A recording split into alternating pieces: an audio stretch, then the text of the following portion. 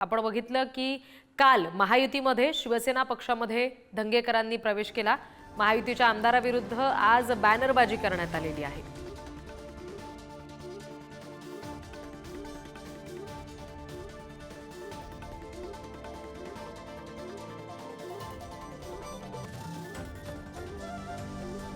सभेमध्ये कसबा मतदारसंघातील मतदारांना फसवून निवडून आल्यासंदर्भात आता घरचा आहेर दिला गेलेला आहे। ही दृश्य आपण पाहतोय। रवींद्र धंगेकर यांनी काँग्रेसला सोडचिठ्ठी दिली, शिंदेंच्या शिवसेनेत प्रवेश केला आणि त्यानंतर आता आमदार हेमंत रासने यांच्या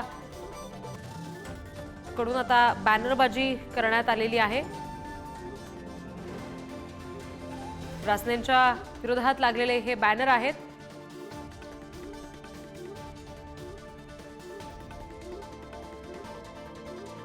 उपमुख्यमंत्री एकनाथ शिंदे यांच्या शिवसेनेमध्ये त्यांच्या उपस्थितीतच धंगेकरांनी प्रवेश केला। महायुतीचा घटक झालेले धंगेकर यांनी मात्र महायुतीत आमदार असलेले कसब्यातील हेमंत रासने यांच्या विरोधातच बॅनर लावले। त्यामुळे पहिल्याच दिवशी महायुतीत संघर्ष होण्याची चिन्ह पुण्यात दिसतात।